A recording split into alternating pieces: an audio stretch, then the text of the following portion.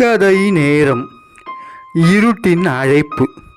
ஒரு சிறிய கிராமம், பெயர் ஆரங்காடு. அந்த கிராமத்தில் இரவு 9 மணிக்கு பிறகு யாரும் வெளியில் வரமாட்டாங்க. ஏன் தெரியுமா? அங்கு இருந்த ஒரு பாழடைந்த வீடு. கிராமத்தின் எல்லையில் ஒரு பழைய உடைந்த வீடு இருந்தது. அந்த வீட்டுக்குள் இருந்து ஒவ்வொரு இரவும் ஒரு அழைப்பு வரும், வா வா வா என்று. ஒரு நாள் நகரத்திலிருந்து வந்தான் ஒரு இளைஞன். அவன் பெயர் அஜய். அவன் ரொம்பவும் தைரியசாலி. கிராம மக்கள் எல்லாம் சொன்னாங்க, தம்பி, அந்த வீட்டு பக்கம் போகாது, அங்கே ஏதோ ஒன்று இருக்கு என்று. ஆனால் அஜய் கேட்கல. அவன் அந்த வீட்டுக்கு போனான். இரவு 10 மணிக்கு அந்த வீடு முன்னாடி நின்று பார்த்தான். காற்று சத்தம். கதவு சற்று திறந்து க்ரீக் க்ரீக் க்ரீக் என்று. அவன் உள்ளே நுழைந்தான். அந்த வீட்டில் எல்லாம் ஒரே தூசி. சுவரில் ஒரு பழைய புகைப்படங்கள். ஒரு படம் மட்டும் புதுசாக இருந்தது.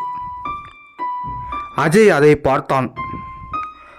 அந்த புகைப்படத்தில் இருந்தது அஜய்.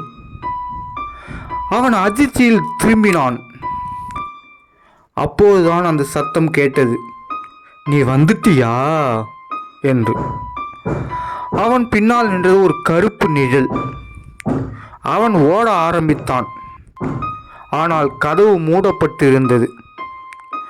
அந்த நிழல் மெதுவாக சொன்னது, நீயே வந்துட்டியே, பரவாயில்ல, இப்போ நீங்க தான் அடுத்தவன். அஜய் கத்தினான், விடு விடு விடு என்று. ஆனால் அடுத்த நாள் காலை கிராம மக்கள் அந்த வீட்டுக்குள் போனாங்க. அங்கே ஒரு புதிய புகைப்படம் இருந்தது. அந்த புகைப்படத்தில் அஜய் சிரிச்சுக்கிட்டு நின்னான், அந்த நிழலோடு சேர்ந்து. அந்த வீட்டில் இருந்து இன்னமும் தினமும் அந்த சத்தம் கேட்கின்றது, வா வா வா என்று.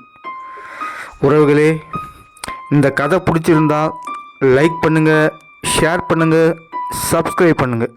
நன்றி, வணக்கம்.